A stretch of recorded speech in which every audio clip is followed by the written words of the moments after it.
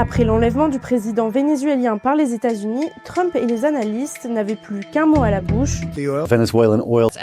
Venezuela's oil industry. Mais voici pourquoi le plan de Trump pour contrôler le pétrole vénézuélien est plus que hasardeux, au-delà même de la question de sa légalité. Dans la nuit de vendredi à samedi, le président américain a lancé une attaque à Caracas et a capturé le président du pays, Nicolás Maduro. Une attaque qui aurait coûté la vie de plusieurs civils selon le procureur général du Venezuela. La motivation annoncée du président américain, jugé aux États-Unis Nicolás Maduro, qui serait à la tête d'un vaste réseau de trafic de drogue. Trump s'est très vite félicité et a aussitôt déclaré The oil companies are going to go in, they're going to spend money, we're going to take back the oil that frankly we should have taken back a long time ago.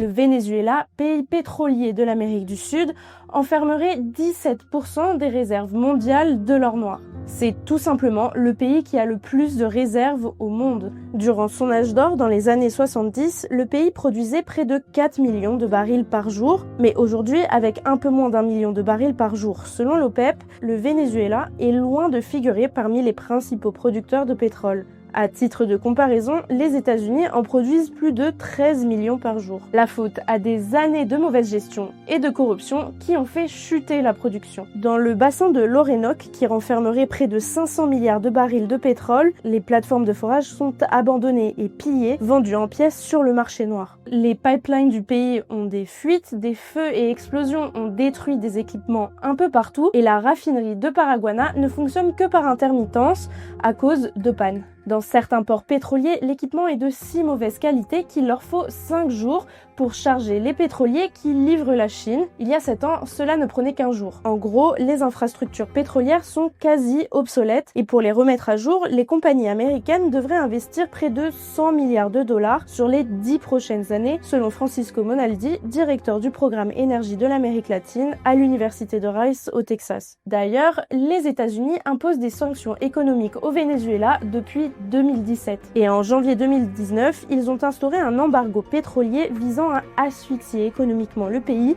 qui dépend de ses exportations d'or noir. Seule la compagnie américaine Chevron avait le droit d'opérer au Venezuela. À ce jour, elle extrait 25% de la production du pétrole du pays. Mais elle ne pourra pas relancer la machine pétrolière vénézuélienne toute seule. Vous vous rappelez quand j'ai dit que le Venezuela livrait une bonne partie de son pétrole à la Chine? C'est sur ça que joue aussi Donald Trump. Bien que le pétrole vénézuélien ne représente que 4% de ses importations l'année dernière, la Chine en dépend. En effet, ce pétrole brut a une haute teneur en soufre, ce qui le rend très adapté pour la fabrication du bitume, essentiel pour soutenir la politique de construction en Chine.